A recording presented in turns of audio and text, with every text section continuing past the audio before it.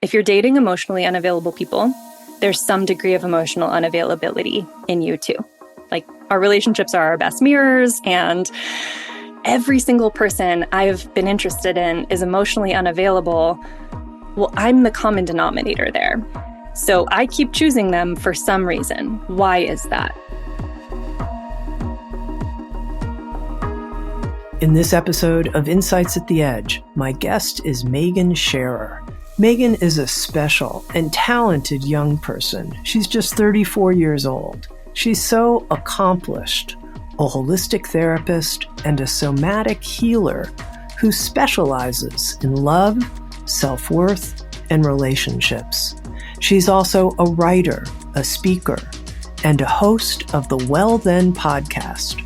With Sounds True, Megan Sherer's written a new book, and she's created an audiobook. It's called Choose Yourself: How to Embrace Being Single, Heal Core Wounds, and Build a Life You Love. Megan, welcome. Thank you so much for having me, Tami. So happy to be here. Here, Megan, right at the start, can you tell us a little bit about how this intentional experiment of being single, which is really what forms the core of the writing underneath your new book, Choose Yourself, how this experiment came into being? And it went on for 4 years, focusing, as you describe it, on choosing yourself. How did you start this experiment, and why? It started, I think, as most big decisions or healing journeys do. It started with a lot of pain in my life, if I'm being honest. I experienced a pretty rude awakening in my 20s that came in the form of a string of back-to-back bad relationships where, honestly, I kept looking for love to save me. I romanticized the idea of love being the thing that would take all of my pain away and make all my problems go away if I could just get that one person to choose me. And instead, I kept finding myself in relationships where the pain was being caused by my pursuit of this person or my pursuit of trying to make the relationship work. And I felt like a failure. It felt like a personal failure that I kept experiencing all this pain and all this heartbreak. And that's what really led me on the journey of exploring somatic work and attachment healing and looking at my own core wounds around relationships in kind of my mid to late 20s. And I thought that once I did that, then my person would come, Prince Charming would come and sweep me off my feet and all would be well. And I found myself around 29 having done a lot of this inner work, but still feeling like I didn't know where I was in the realm of relationships. It was this sense of like self-abandonment. I would always be who I thought somebody else wanted me to be in order to be chosen, to be loved, to be liked by them. And it just didn't feel good, finding myself on dates where I was more concerned with getting them to choose me than with wondering, is this somebody I would actually want to choose? Is this somebody who aligns with the kind of life I want to have for myself? And I was living in New York at the time. I'd just moved there from LA. And as much as I was having fun dating, I also saw it as an opportunity to start this new chapter for a fresh slate and really get to know myself in a new way. So it started as a 1-year commitment. Like, I'll take 1 year of no dating. We'll see where that gets me. And again, I think I hoped that on the other side of that, I would meet somebody and fall in love, and that would, again, be the happy ending. But that 1 year turned into about 4 years because about 6 months to a year in, I realized, whoa, I actually really like this. I've never in my life spent so much time getting to do what I want to do, decorate my apartment the way that I want, go the places I want, and really lead from this sense of like, what lights me up? Where's my creativity and passion and desire and all this? And I discovered that it felt really good. And I found that I was helping a lot of my clients in my therapy practice with the same. So it was definitely that journey happening in tandem. You write and you speak on your podcast about this notion of becoming one's own closest friend. What did you have to go through to become your own close friend in that way? What had to change in you?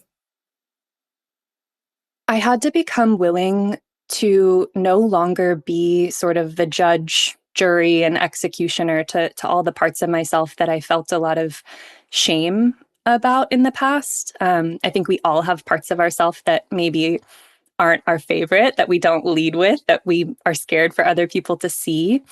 And I had a lot of perfectionistic tendencies growing up. I was very controlling with the way that I approached myself and my achievements and goals in life. And I realized that that wasn't going to get me anywhere other than burnout and stress and chronic illness and not feeling very good about myself. So I had to be willing to learn what it looked like to be kinder to myself and to be curious about those parts rather than judging them.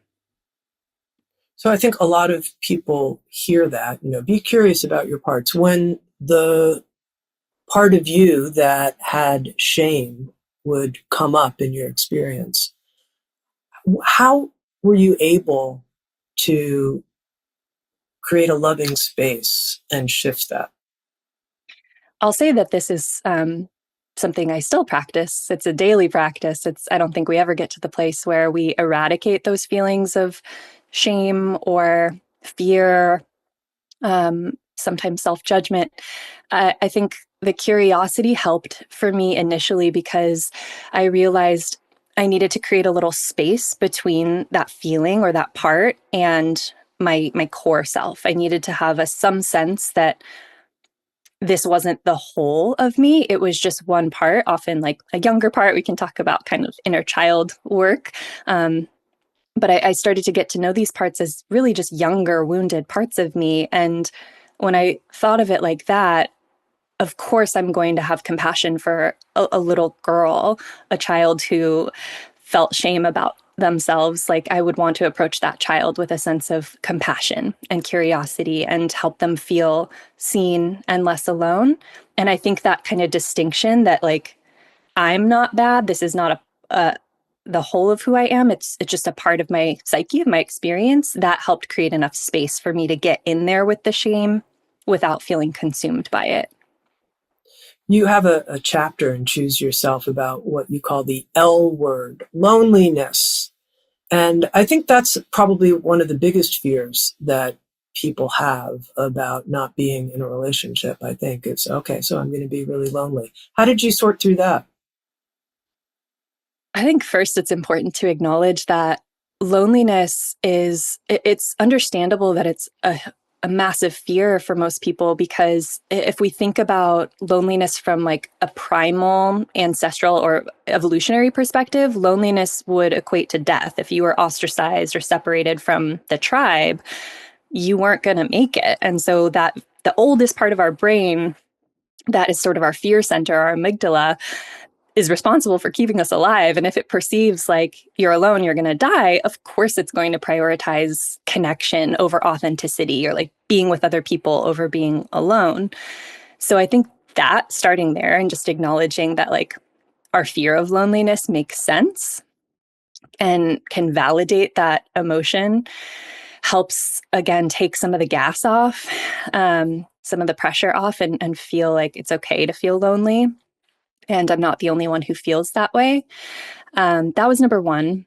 And then I think number two, it came from this sort of curiosity or desire in me when I thought about dating, of like how curious I was about other people and how much I wanted to get to know them and would ask dates all these questions and like get into their inner world. I realized I hadn't done much of that with myself. I wasn't asking myself those curious questions, whether it was about like preferences or desires or insecurities. And I started to see my solitude as the opportunity to do that, kind of like I was dating myself, whether I was out in public at a cafe or at home on a Saturday night when I felt like, oh, I should have plans, I should have a date or be with friends. I would say, okay, well, let me make this a date for myself. Let me throw on some music I like, cook, and like just get curious about what I'm feeling. And that really helped me learn that loneliness is just an emotion. It's okay to feel it. It usually communicates to us where there's a disconnect, like where we feel disconnected from others or we feel disconnected from ourselves. And I just decided to kind of dig into that curiosity. And I think we all can feel lonely, but the realization that you can feel lonely in the wrong relationship. I'm sure people listening have had that experience of being with somebody, having that relationship and still feeling alone or not seen, not understood, not loved. And for me, I think that's worse than the loneliness of just being by yourself. But everybody might perceive that differently. I mentioned in the introduction that you're a somatic therapist, and even in our conversation so far, we've been talking about some difficult experiences, difficult feeling based experiences, whether it's that inner feeling of shame or a child inside that needs our loving attention. And I'm curious how you have learned both to work with really difficult feelings yourself in your own body, and then how you help other people do that. Yeah, that's a great question. Um, I think it's sort of a multifaceted approach. I was definitely one of those people who was very good at intellectualizing my emotions for a long time. Um, I was in talk therapy before I experienced any other kind of therapeutic modalities, and I got really good at identifying patterns, identifying emotions, being able to talk about trauma from my past, um, and logically understand it, but then not understand why is nothing changing? Like I'm doing this work and nothing's really getting better. I'm still stuck in the same patterns. And when I learned about somatic therapy and realized like, oh, I'm talking about my emotions, but I'm not actually letting myself feel them, I started to see that disconnect. And that my sort of entryway was actually bridging the gap between my yoga practice and therapy. I started to notice like sometimes on my yoga mat, I will just cry for no reason. And I would think it was just like the song that the teacher played, or we were doing hip openers and something felt painful. When I started to understand how our bodies actually store emotional memory and trauma, I realized, oh, there's something more happening there than just a random wave of emotion. That's my body processing something that's happened to me in ways that words alone can't really touch. And that was for me the first exploration of how can movement and breath combined with our emotional experience help us to actually be with a feeling, not be afraid of the feeling. I think that's for most people the first barrier is like I'm afraid that if I let myself feel, I won't stop. Like I won't stop crying, or if I let myself feel angry, then I'll be out of control and feel all this rage, or if I let myself grieve, then I'll never be able to get out of that pit. Like our emotions, the big ones can feel very scary. But when you have more of a frame of reference for what it feels like to kind of dip in and out of them physically in your body, you realize that they often pass much more quickly than we think they will, than we tell ourselves they will. And that's what I really like to help people do is get to a place where they have tools to feel more regulated in understanding what's going on in their nervous system when an emotion comes up. And then to be able to get curious about some of the narrative and story behind that emotion so we can connect like what's going on in the mind with what's going on in the body to then hopefully understand like maybe this is connected to a core wound of mine and sort of validates our experience as a whole. We get to this place where we can go, oh, of course I feel sad about that thing. Or of course I feel angry about that. A boundary was violated. And when our emotions start to make sense to us, feel more validated, then I think we feel safer to be with them. Part of the reason that I went to this question in this point of our conversation is I'm imagining someone who's listening who says, I've been in a pattern of relationships that aren't satisfying. I don't want to do that. But doing what Megan did, saying, I'm going to be alone and I'm going to be in my loneliness. I know I'm going to feel lonely and I'm going to be faking dancing it in the kitchen, having a date with myself and cooking a great meal and lighting the romantic candles. That's going to be bullshit, really. What I'm really going to feel like is, some terrible set of feelings about what a loser I am. And I'm supposed to get curious about it. But the truth is I feel somewhat tanked by it. Hmm. And I guess if you could just talk directly to that person and Yeah. link with what you just said about how they're going to get through it so they can go on a journey of learning in some way, hopefully, like you went on. Yeah. Thank you for asking that, Tami, and to that person who I think is probably all of us. Um, that was me too. That is me too sometimes. There I think we like to paint the picture of healing and personal growth and empowerment as this very light-filled journey. The truth is, it's often very murky and muddy and heavy and dense. And there have been countless nights where I've just been sobbing on my couch or wailing on the ground and feeling confused about the uncertainty and randomness and unpredictability of life. And when I, talk about getting curious about myself and my experience, that was the harder part to get curious about. The fun stuff is easy, like, oh, I like this kind of music and it feels good when I dance around my kitchen. Like, of course, that feels great. But what about the days where it's harder to be with myself? Self-love is easy on those light days. Self-love is very hard on the days where we feel like a total loser. We feel like a failure. We feel like we're never going to get out of this pit that we're in. So I'd say the first thing is, again, acknowledging that that's not a unique experience. We all go through it as much as none of us really want to. And when we have I don't want to say have the opportunity, when we make the decision to say, I'm going to arm myself with the tools, whether that's learning about my nervous system, learning about somatic work or parts work, learning about how different feelings show up in my body, to give me a frame of reference for like navigating all that discomfort. I think that is one of the best commitments we can make to ourselves so that it doesn't feel like we're just sort of going at it without any sort of life vest or life preserver and like we're going to drown in the depths of those emotions. It helps to know that I have tools to pull me through this. It helps to know that sometimes it's going to be just like a deeply painful experience or a deeply painful season that I'm in. And that's not the totality of my experience. And I don't also want to deter people from making that choice. Like you said, why would I sign up to do that? I think the reason is because on the other side of it, there's so much lightness and liberation in the authenticity, in getting to that place where you feel like, here I am. I see how I was giving myself away, losing myself, forgetting myself in the pursuit of connection before. And I can see that that didn't feel very good now that I have this reference point of here I am. And it's hard work, but I think it changes the way you relate to relationships forever because you get to bring yourself into it rather than just your desire to not be alone. Now, you mentioned that before you did this experiment, you had had relationships that weren't really that satisfying. It was like, God, I'd rather be with myself than I would be with someone in a relationship that's not particularly fulfilling. Did you think, okay, now I'm done with my experiment. It's time for the person to come.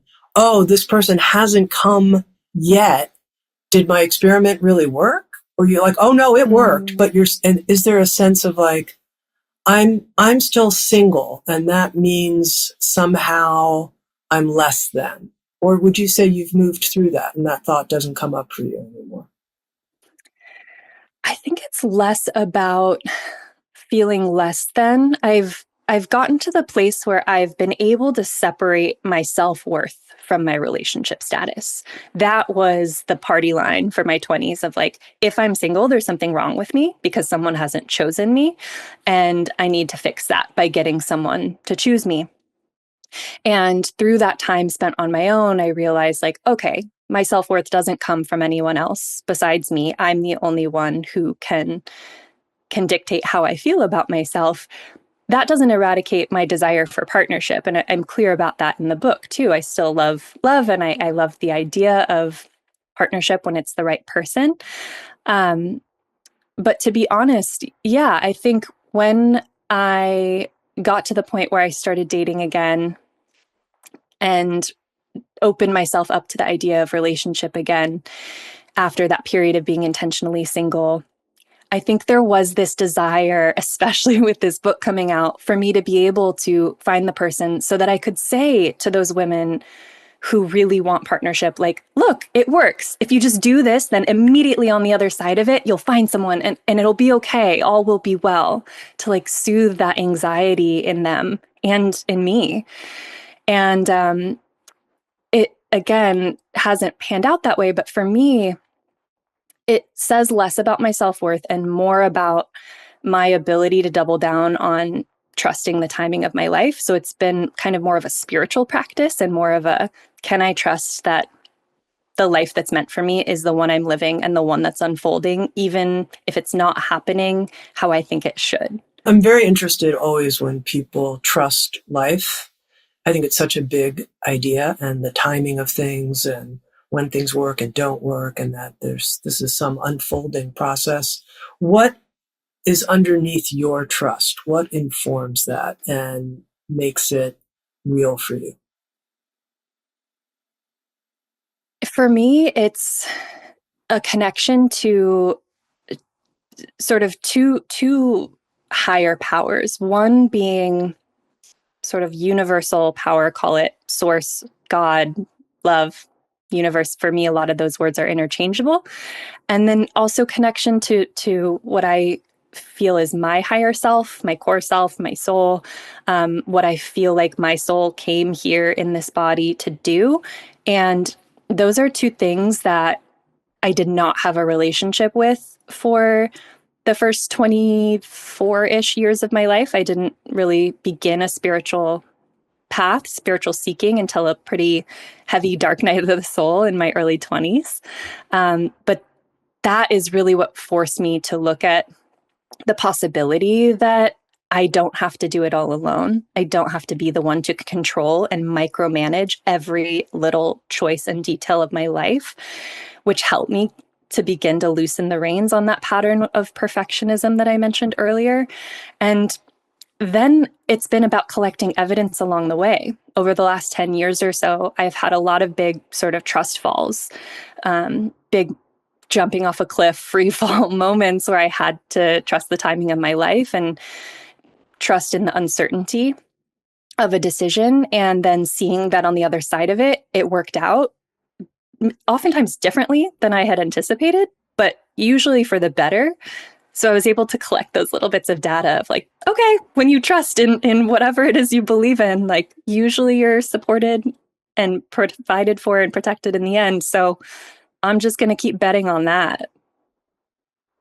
Now, you said what I think was a very big idea a few minutes ago, which is separating your self-worth from your relationship status. And I think for other people, maybe for somebody like me, it would be separating my sense of, I'll use a word like intrinsic worth, from my accomplishments or from sounds true's notoriety and success and kind of outer world achievement things. Like, no, saying, no, my intrinsic worth is not uh, tied one to that. It's a different thing.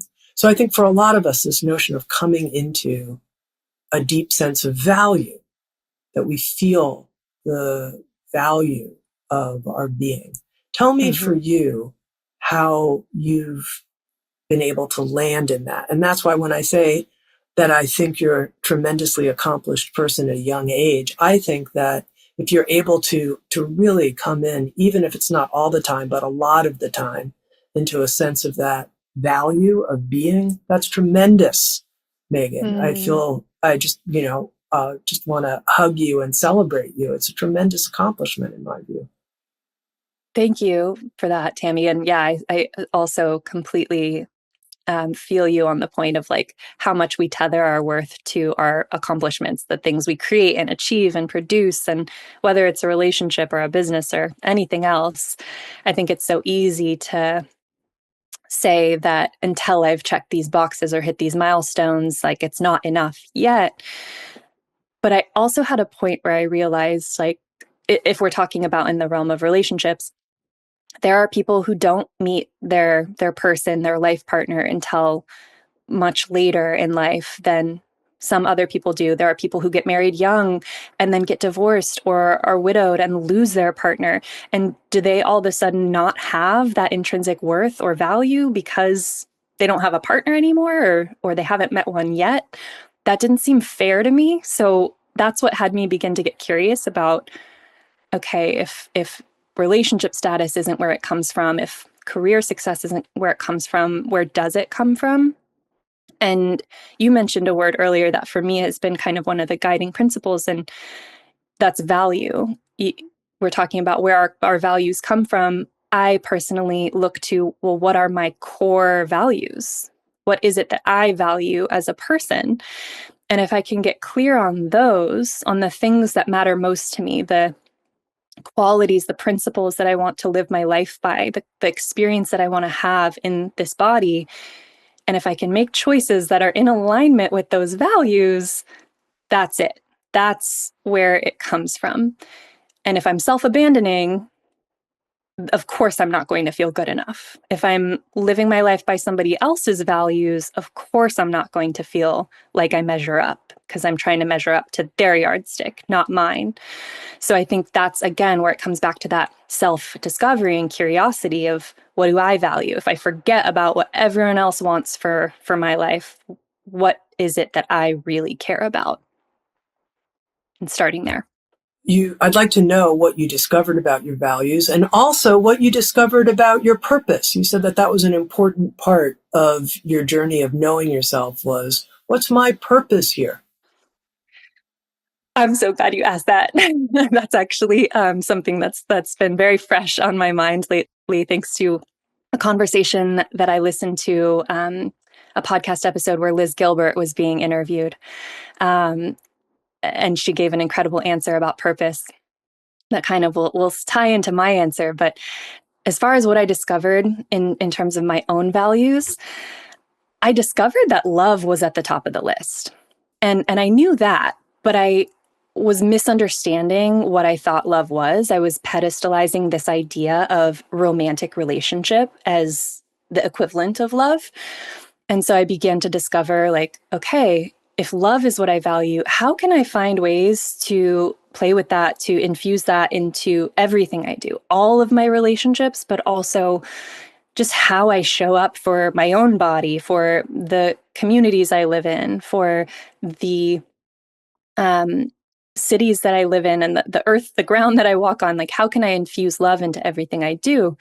So from there, I started to realize presence is a big value of mine, being present in my body, feeling what I feel, being present with a person in front of me rather than future tripping and worrying about what might happen next in my life and getting caught up in anxiety. It felt better to be present. Um, I mean, I've got a whole list of values. I have a process that I invite people to go through, and I think it's easy to say, like, whoa, I mean, there's 100 different things I could value, but in any given season of our life, I think there's usually 5 things that are really making the cut. Like, we're devoting most of our energy and attention to like 5 or so values. So finding what those have been in each season of my life has been really beautiful. And purpose is a part of that. But what I realized along the way that I used to confuse purpose with was like a career calling. And again, in this episode where Liz Gilbert is talking about the distinction between purpose and hobbies or a job or a calling or a career, she's talking about the pressure that we put on ourselves to like discover this one thing that we're here and that we're meant to do, and then to get paid for it and to be the best at it, right? And to leave a legacy. And I remember there was a time in my life where I was feeling all of that pressure to like create something so meaningful that it was going to change all these lives.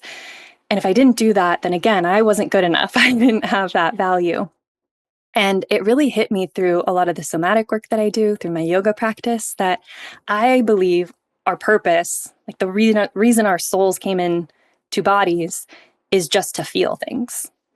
The difference between a body and a soul is our senses, like the things that we can touch and taste and hear and smell and play with and experience. That's what makes us human. And I think the whole purpose is just to experience as much of that as possible, whether that's like hugging your best friend or smelling the roses, whatever it is, the lovely sensations, the difficult, unfriendly, uncomfortable sensations. For me, I think that's the purpose, is just finding as much presence in that as possible. And then I find sort of a sense of calling in getting to teach other people about that and helping them feel more present in their bodies, more able to access sensation. Because I think a lot of us are disconnected from it. A lot of us are pretty numb.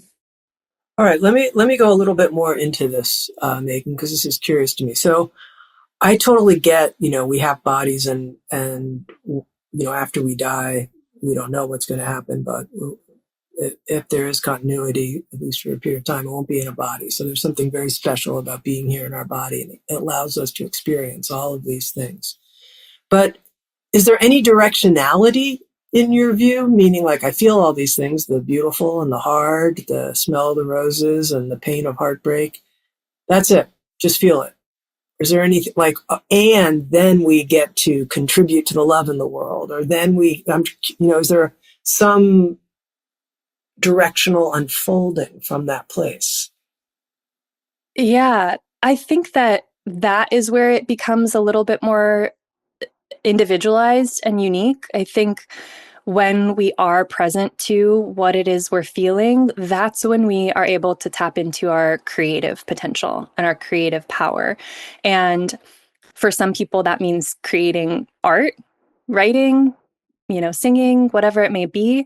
For some people, that means creating a baby, creating a loving relationship, creating a community. But I think those creations are felt as a natural impulse when you're more present in your body. I know, for at least for me personally, the more disconnected I was, the more numb I was, the more I was just trying to check off boxes, the more anxious I felt about my purpose, the more I felt like I was doing things wrong. And the more I'm able to slow down and drop into what it is I'm feeling, it doesn't happen all the time, but the more I feel like I get those sort of natural downloads or hits of like, oh, that's what I should do. Whether it's like, that's a social media post I want to create today and write, and maybe it'll impact somebody, or that's a conversation I'd like to have with a friend.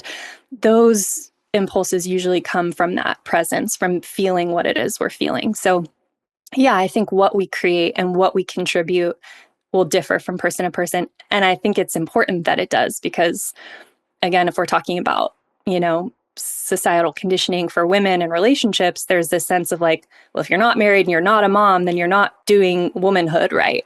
And that's just not going to be the natural creative impulse for every woman out there. So yes, I think yes, and That makes good sense to me. So deep feeling, and then what it gives birth to in terms of the genuine creative urges. You talk about something that you call love alignment, and this notion of aligning.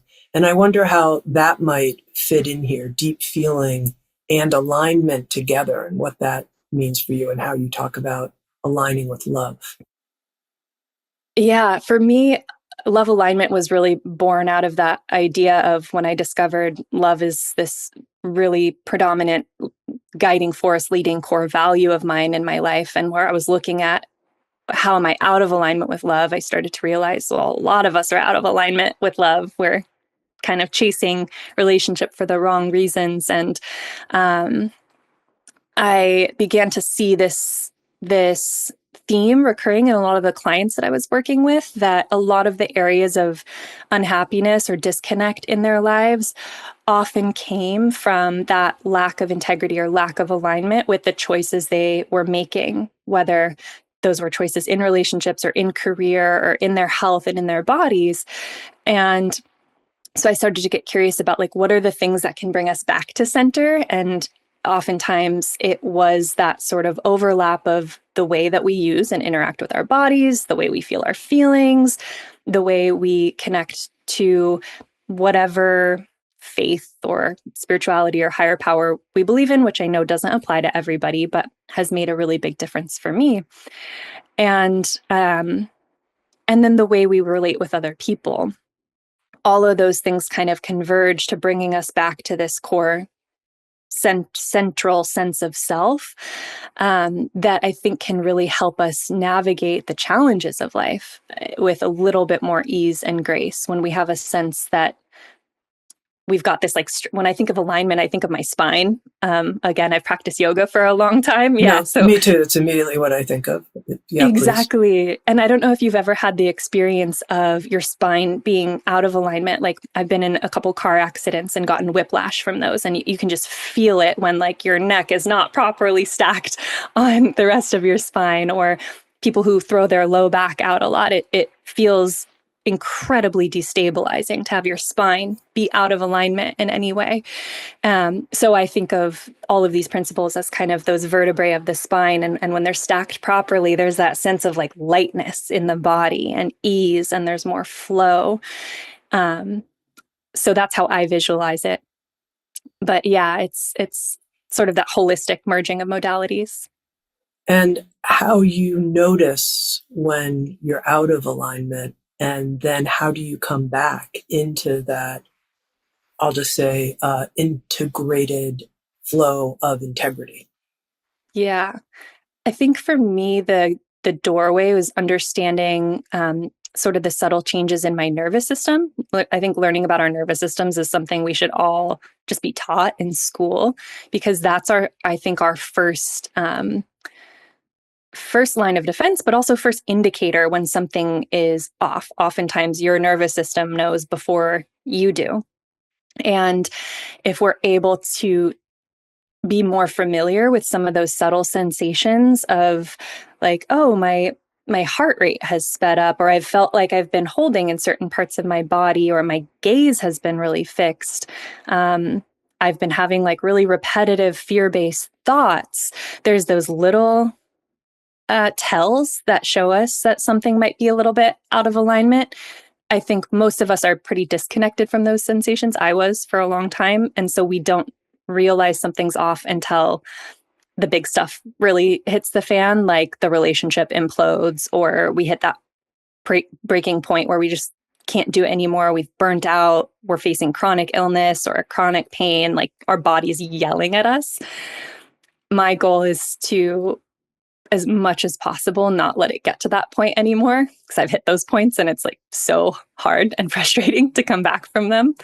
So if over time we can get curious about those little tells in our body and how our body responds to stress and to misalignment, then we use that as the opportunity to go back to curiosity, go back to asking the questions of, like, okay, where have I not been making choices aligned with my values? Where have I been overgiving? Where have I been not nourishing myself, showing up for my physical body? There's all these kind of pillars we can look at to begin to course correct.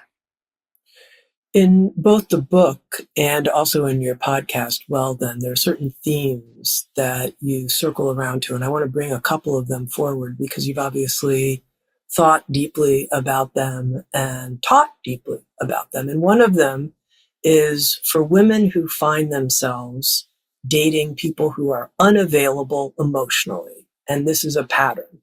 And it sounds like this is a pattern that you experienced before your experiment with choosing yourself. What do you know about this pattern and how to break it? I am so intimately familiar with this pattern, unfortunately. It was definitely the predominant pattern for me in my relationships, prior to kind of doing this work for myself. It can show up in a few different ways. I talk in the book about the different flavors of emotional unavailability. Like, sometimes it shows up as the very blatant, obvious, like somebody who says they're not ready for a relationship, doesn't want a relationship, doesn't want anything serious, doesn't want to commit. Sometimes it shows up in the form of, a partner who just isn't willing to have emotionally intimate or vulnerable conversations. Like, they're acting like they're in a relationship with you, but the depth is something that they avoid. There's emotional avoidance there. For me, it was honestly every flavor. I have dated a lot of different emotionally unavailable partners. And for a while, it was really easy to live in the story of it's a men problem. I date men. So it was like, all right, well, men are just emotionally unavailable. I've experienced that and I see that narrative out there. So that just must be it. It's them. And that is disempowering because if it's them, then there's nothing I can do to change my experience. So I hit a point when I was doing this work where I realized I have to take a little bit more accountability and ask, how could this be me? If every single person I've been interested in is emotionally unavailable, well, I'm the common denominator there. So I keep choosing them for some reason. Why is that? And for me, and a lot of the people that I work with, it's kind of a hard pill to swallow to realize that if you're dating emotionally unavailable people, there's some degree of emotional unavailability in you too. Like our relationships are our best mirrors. And But let's just pause right on that. How do we know that that's a fact? because if we were fully emotionally available to ourselves, we would see somebody who is not able, willing, or interested to pursue the same kind of relationship goals that we have as a red flag, as a closed door, as like oh, that's a bummer because I liked you, but I'm not going to pursue this any further. I got you. So there would be an immediate, like you might go on a first coffee date or something and be like, nah, 5 minutes, we're done. So Yeah, that could happen a lot. But the point you're saying is if there was a part of you that's emotionally unavailable, you would be willing to go on a second date or a third date. But if that wasn't the case, you'd be like, no, that's not what I'm looking for. Forget it. exactly. And it doesn't mean Okay. it wouldn't still hurt. Like you might have gone on a few dates with somebody and then you see like, ooh, this person's not really emotionally available or, wants what I want. And there could still be grief in that. Like I started to develop feelings for them. It's a bummer to have to say no, but the answer is still no because I am available to my own emotional experience. Why would I put myself through that? The reason that we often do put ourselves through that is because there's either some part of us that also doesn't want that depth of emotional vulnerability because it can be scary for so many reasons. Either we've been burned in the past, maybe betrayed in a past relationship, we've been hurt when we are emotionally vulnerable and we don't want to do it again. Or what's often the case is that we're repeating a pattern from our childhood. There was an emotionally unavailable parent, and that's familiar to us.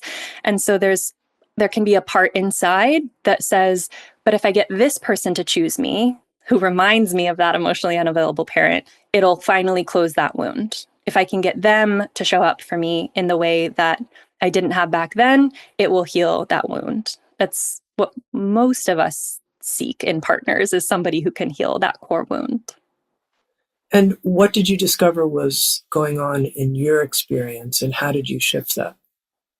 For me, it was a combination of those things. I realized that I had a disconnect in my relationship with my own emotions at that point in time. Vulnerability was incredibly hard for me. I mentioned earlier on all those parts that I had a lot of shame and judgment about. Those were parts that I did not want someone to see at all because I thought they would judge them too. I was worried they'd leave me or would see the worst in me and not love me anymore. And so if you've been in a long-term relationship, that person is going to see those parts of you. It's pretty inevitable. And the person who has that degree of emotional unavailability because we haven't yet been with our own uncomfortable emotions and shameful parts, it feels safer to choose someone who will never force us to go to that depth of connection because we will never have to reveal those parts of ourselves to this person because they're never going to ask. So it was partly that. And it was partly because I also grew up in a household where there was a lot of emotional unavailability. There was a lot of this sense of kind of seeking for a sort of love and connection and validation that I really wanted that just wasn't available to me in my household, partially because of the circumstances. Like there was divorce and alcoholism and addiction. I also had two really wonderful parents who just didn't know how to be with their own emotions. So it was that sense of like, I know they love me.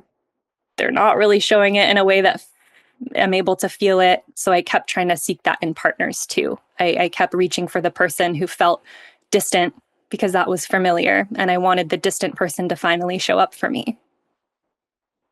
Now, if somebody who's listening wants to do some inner work related to connecting their own early patterning with the relationship patterning they're seeing play out in their life, what might be some good sort of writing prompts or inquiry prompts that you could point them towards to help them make those connections?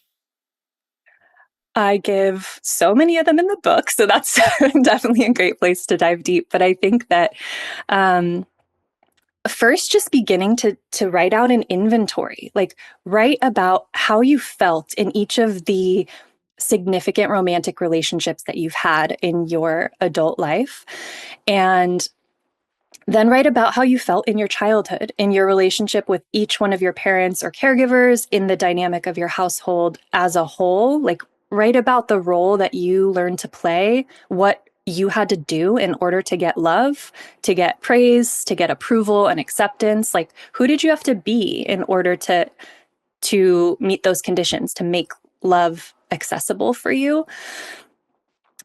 And then you'll probably immediately start to see some overlap, but you can sort of look at it as a Venn diagram of okay, this person that I dated was reminiscent of the same way that I had to show up to get my mom to love me. And then this person that I dated, they were more reminiscent of who I had to be to get my dad to love me. And this person that I dated, they were a reflection of the way my parents treated each other. We'll usually see some combination of those kinds of patterns in most of our relationships. And that, I should also note, that also goes for if you feel like you're somebody who has never had a long-term relationship, like maybe you've just had like unrequited loves or situationships or crushes that didn't go anywhere, that counts too, because there was probably a predominant feeling in those that you can map somewhere to your childhood. Now, you have said this word situationships. What are situationships? Yeah. Situationships are those sort of very vague, nebulous, undefined relationships where you often act like you're a couple, but there's a lack of commitment. And a situationship is only true in the conditions where one person wants more than the other person's willing to give. So sometimes people are casually dating and not, in an official relationship, and that works for them. They both agree to that and they're fine with that. And that's great. The situationship is where you're sort of withholding the fact that I want more because you're afraid if you ask for more, they'll leave. And you just are sort of holding on to whatever crumbs they're giving you, even though they're not showing any signs of committing. Now, Megan, in learning a little bit about how you work with clients, what I discovered was that you report that the two main approaches you use are the somatic approach, which we've talked some about, but you also help people at the subconscious level identify what could be happening and driving their behavior. And this is very interesting to me because I think a lot of us discover that we can talk about our issues, but changing them, there's something driving us subconsciously, meaning it's not even at the verbal level. It hasn't even come into our verbal awareness. And I wonder if you can share about how you help people change subconscious patterns that are really potentially wreaking havoc in their relationships.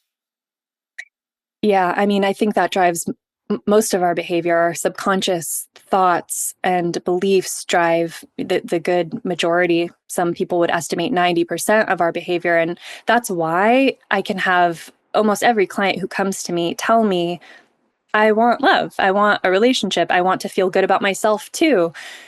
And yet, I am repeating this pattern over and over again. And yet, I haven't left this guy who isn't treating me well or doesn't give me what I want from a relationship. Why can that be true?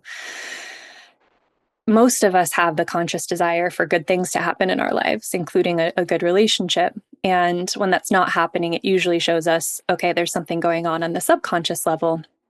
And I work with somatic parts work. I also work with clinical hypnotherapy to help us understand what are those subconscious beliefs? How can we get past that conscious level of desire and underneath to the pattern that's often connected to a core attachment wound if we're talking about relationships, so that I can facilitate change so that I don't have to be stuck in that pattern anymore. And what that looks like is oftentimes getting down to a very young part of ourself who experienced that original wound or trauma or separation, lack of love, and is still living in that moment in time emotionally in our psyche.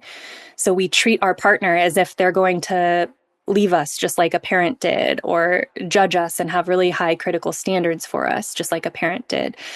And when we can go back and understand the beliefs of that younger part and sort of catch them up to speed with present day, that we're not that 5-year-old or 10-year-old anymore, that's where I really see a lot of the change happen.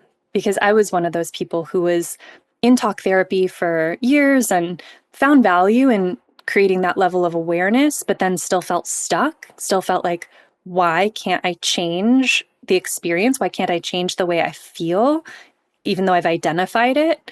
And that's where that combination of somatic and subconscious work really started to bridge the gap for me. When I introduced you, Megan, I said, such an accomplished young person, 34 years old. And I noticed as I said it, I was like, wow, Tami, you sound like a grandma right now. Grandma, and it's okay. I'm 62 at this point, and so it makes sense.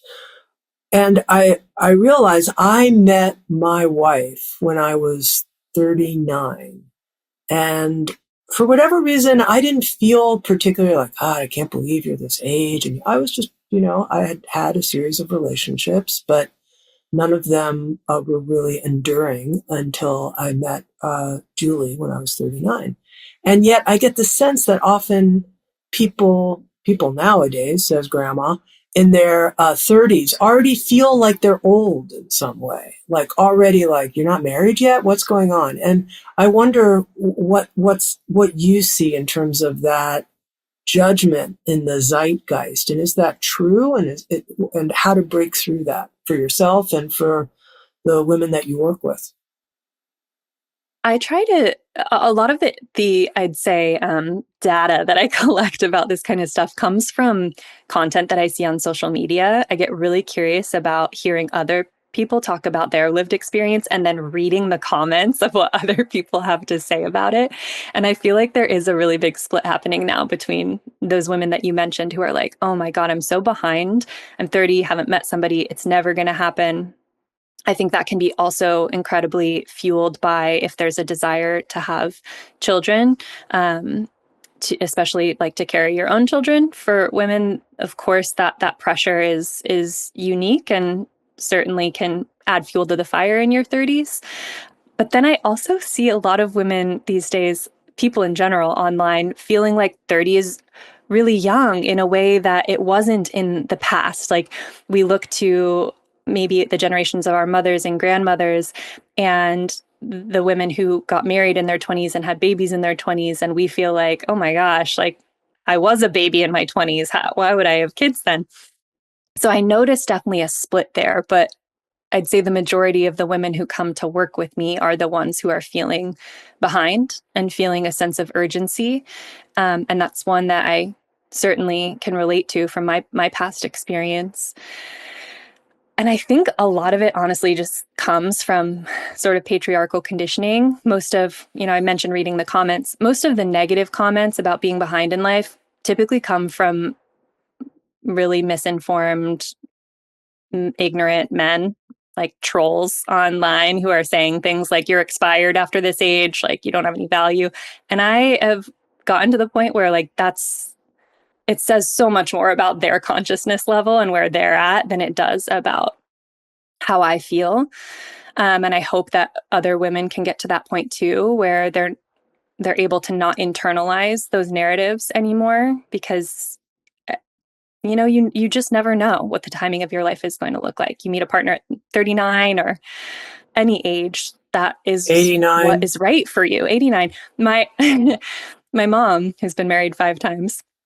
she was widowed and finally found herself in a place at 70 where she was just embracing this like singlehood and loving her relationship with herself for several years and really enjoying that, and reconnected with like a first love from when she was 20, and now she's 72 and they're in love again, and it's great. Like, people can find love at any age, doesn't matter. So focusing less on the noise and more on just your life, I think, can help a lot. Okay, one final topic I want to talk to you about, Megan, has to do with moving through transitions with a sense of grace. Because it sounds like you already, at your, I'll say again, grandma, young age, have moved through a lot of big transitional phases in your life. And I'm wondering what wisdom you have to share about that. You know, it's not something that feels very graceful from the inside when I'm doing it. Navigating transitions and periods of uncertainty for me is one of the harder lessons that I've had to learn and explore. It's so destabilizing, as I think it is for most people. You know, we are creatures of comfort and habit. And again, uncertainty feels like death to that fear center in our brain. And I love when I can predict everything and know what's going to happen. I've also have had to go through a lot of chapters with a lot of loss and a lot of uncertainty and a lot of transitions, some that I chose and plenty that I didn't. And I think coming back to that sense of it's not all on me. I can do everything in my power to live a life that feels good and aligned with my values and true to me. And then there's a certain point where I've just got to put my hands up and surrender the rest of it. Like, I don't get to control the outcome. And in that, can I also develop some sense of belief that when the future is uncertain, that means that anything is possible. And it's not always the worst case scenarios that happen. It's usually the better or best case scenarios that end up happening in the long run. So when I'm in a moment of absolutely freaking out because I'm scared about a transition that I'm going through, I usually just come back to that. I'll even like journal about like, what are 10, 20, 50 good outcomes that could happen that I'm not focusing on right now because I'm worrying about all the bad things that might happen here. And that helps ease some of it a little bit. And then I just come back to my practices, yoga, meditation, being in my body, play like nature. Getting out and playing for me is huge, whether it's like jumping in the lake in the summer or, you know, I live in the Northwest, so going on hikes and just being with the trees is very grounding for me. You've been listening to Megan Sherer, author of the new book, Choose Yourself: How to Embrace Being Single, Heal Core Wounds, and Build a Life You Love. What a wise and bright light you are. I've really enjoyed getting to know you and talking with you. You're so easy to talk with. Thank you so much. Thank you so much, Tami. This has been so much fun. You ask such incredible questions, and I've really, really enjoyed this. And if you'd like to watch Insights at the Edge on video and participate in the after-show Q&A session with our guests, come join us on Sounds True 1, a new membership community featuring award-winning original shows, live classes, community learning, guided meditations, and more with the leading wisdom teachers of our time. Use promo code PODCAST to get your first month free. You can learn more at join.soundstrue.com. Sounds True, waking up the world.